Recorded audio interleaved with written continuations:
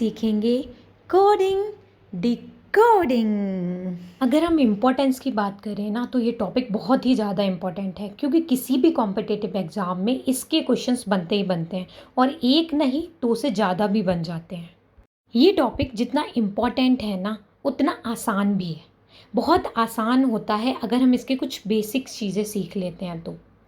ये बेस्ड होता है कुछ अल्फ़ाबेट्स के ऑपरेशंस, जैसे कि अगर कुछ प्लस हो रहा है या कुछ मल्टीप्लाई भी करना पड़ेगा, कभी डिवाइड भी करना पड़ेगा, कभी स्क्वायर्स भी दे देते हैं, कभी स्क्वायर में कुछ माइनस कुछ प्लस, इस तरह से कुछ रिलेट करते हैं।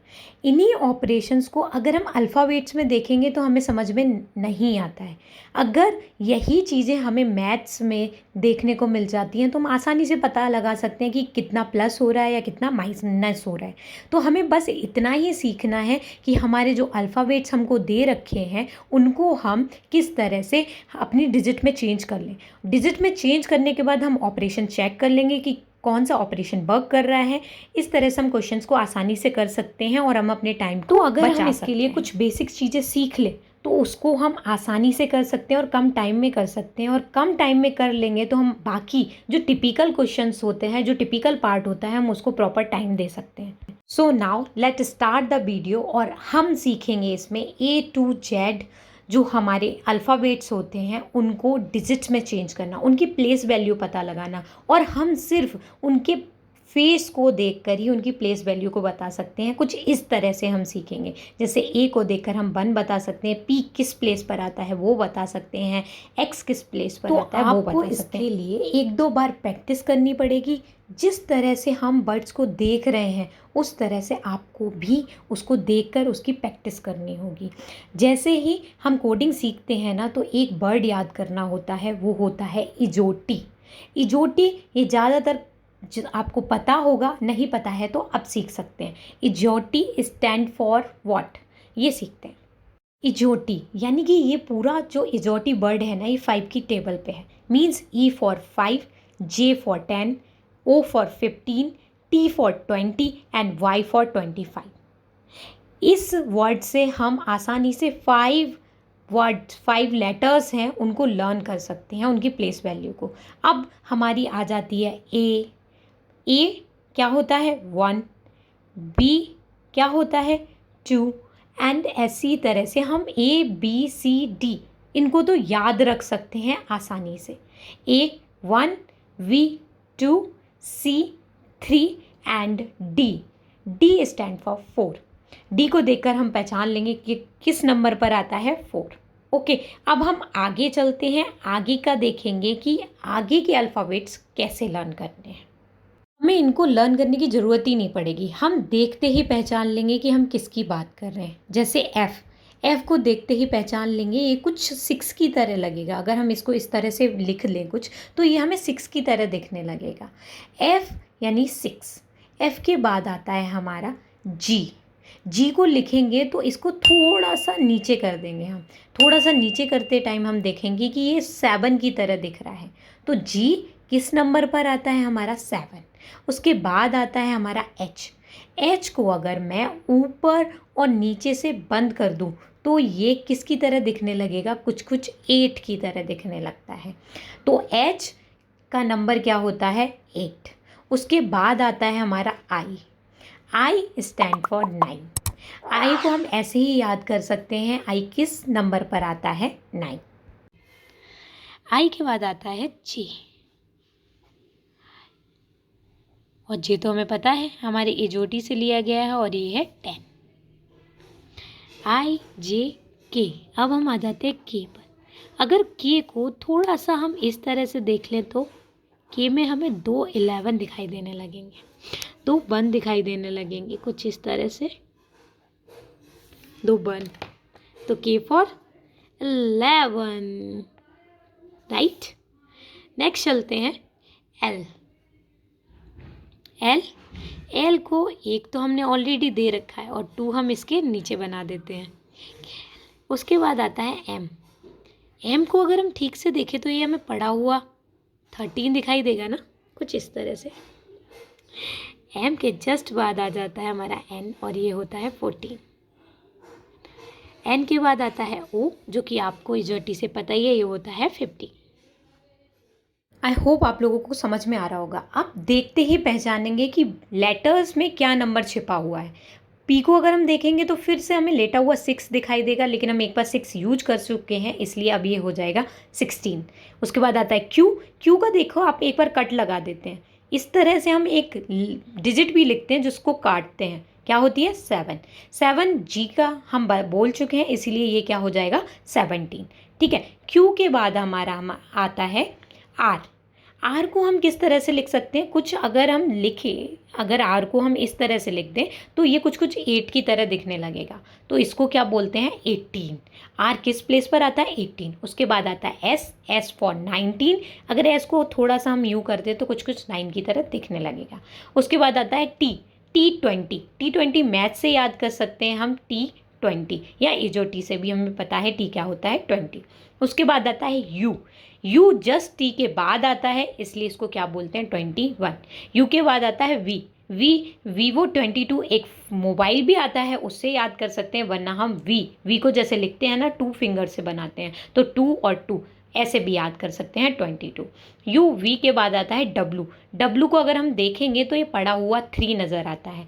13 को हम 13 को एम को 13 से पहले लिख चुके हैं, इसलिए डब्लू क्या हो जाएगा 23। उसके बाद X Y Z. X Z हमें पता है 26 होता है, उससे पहले इजोटी में हमने पढ़ा था बाई 25 आ जाता है, एंड बचता है हमारा एक्स जो होता है 24। आई होप आपको ये समझ में आया होगा, और इनका फेस देखते ही आप पहचान लेंगे कि ये किस प्लेस पर आते हैं।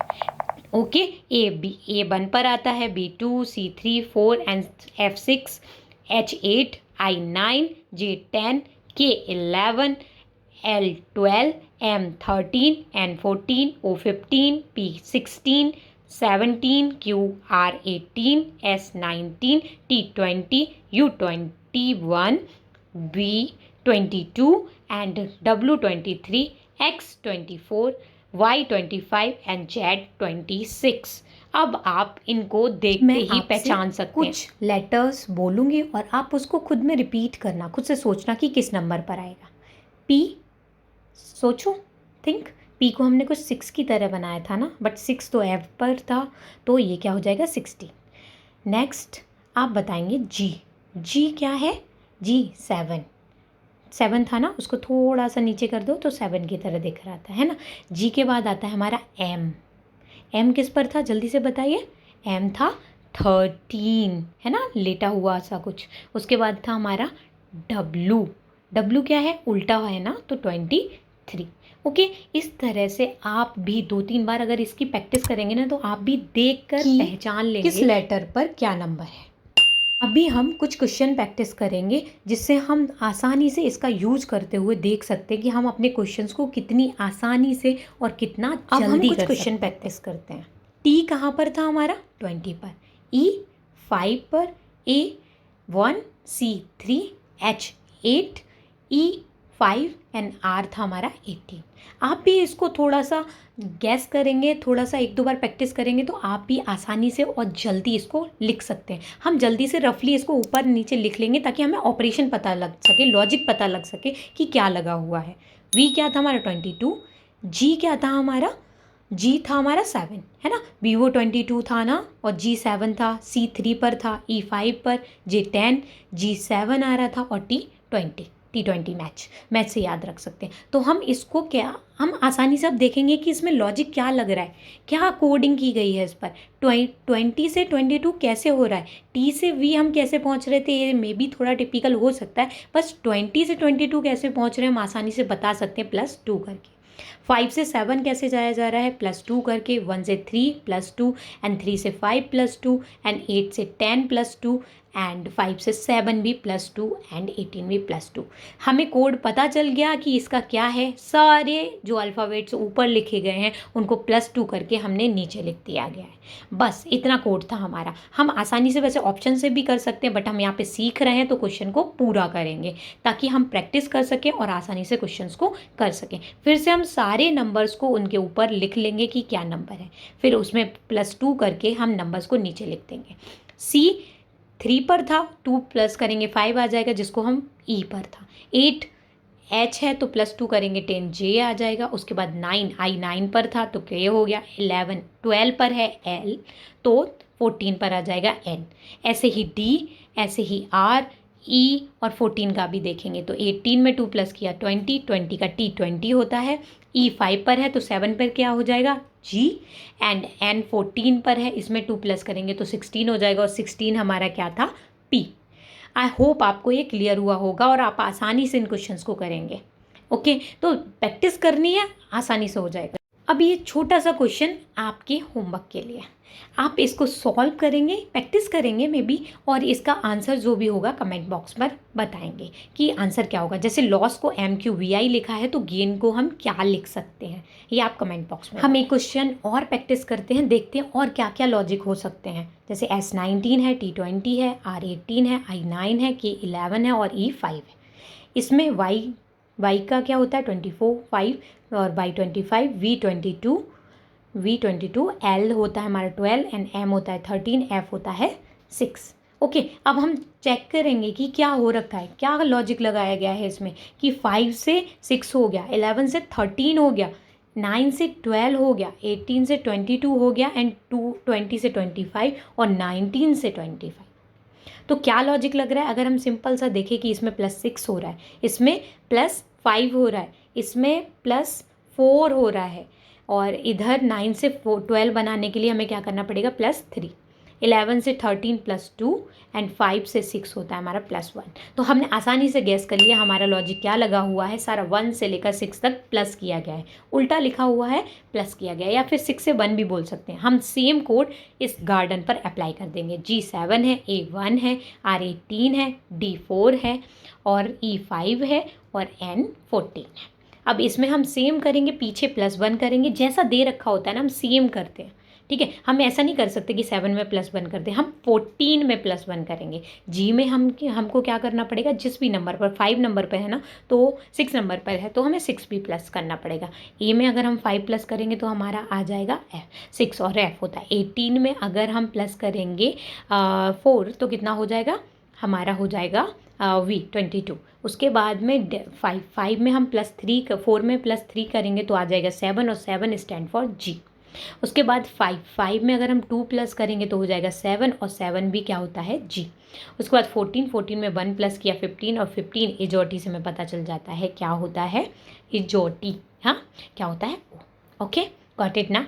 आई होप आपको समझ में आया होगा। हम इन क्वेश्चंस की जितनी प्रैक्टिस कर लेंगे हम उतना ही आसानी से इसको कर सकते हैं। नेक्स्ट करते हैं, XRIL को XICC लिखा जाता है तो GHRP को क्या लिखा जाएगा। सेम कोड लिखते हैं। X का होता है हमारा 24, R का होता है 18, I का होता है 9 और L का होता है 12। X का फिर से 24 होता है, I का हमारा 9 होता है और C का 3 होता है और फिर से C का 3 होता है। लेकिन अब हम जब देखेंगे तो हमें दिखेगा ना कुछ प्लस हो रहा है और ना ही कुछ माइनस हो रहा है। तो हम इसको थोड़ा सा ध्यान से देखेंगे कि इसमें लॉजिक काम क्या कर रहा है। मल्टीप्लाई कर रहा है, हाँ काम कर सकता है। जैसे डिवाइड भी हो सकते हैं और मल्टीप्लाई भी। जैसे 24 बन जा 24 हो रहा है, 9 2 जा 18 हो रहा है, 9 3 जा 9 हो रहा है एंड 3 4 जा 12 हो रहा है ना। तो हमें पता चल गया कि हमारा कोड क्या है। 12 बन जा 12, 9 2 जा 18, 3 3 जा 9 एंड 3 4 जा 12। तो हम वही लिख देंगे, multiply by 1, multiply by 2, multiply by 3 and multiply by 4। हमें मिल गया कोड आसानी से। लॉजिक क्या लगा हुआ है समझ में आ गया। हम सेम कोड अप्लाई कर देंगे अपने वाले जो कोड हमको दिया गया है उसमें भी सेम अप्लाई कर देंगे। ठीक है, जैसे G क्या है हमारा 7 है, H क्या है हमारा 8 है एंड R है हमारा 18 और P है हमारा 16। अब 7 1 जा 7 होता है तो G का G आ जाएगा। अब 4 2 जा 8 होता है और 4 पर क्या आता है हमारा D। उसके बाद 6 3 जा 18 होता है तो 6 पर क्या आता है हमारा F। उसके बाद 4 4 जा 16 होता है तो 4 पर क्या आता है हमारा D। हमें डिकोड कर लिया, मिल गया GDFD। ओके, इस तरह से हम आसानी से क्वेश्चंस को सॉल्व कर सकते हैं। आप एक क्वेश्चन और प्रैक्टिस करेंगे ताकि आपको भी ये आसानी से लगे, आसान लगने लगे। आई होप आपको ये समझ में आया होगा और इंटरेस्टिंग भी लगा होगा। आसानी से आप अपने क्वेश्चंस को अटेम्प्ट कर सकते हैं और जितने भी क्वेश्चन आपके एग्ज़ाम में आएंगे आप फुल करके आओगे। So now bye bye, take care, always keep smiling and keep studying.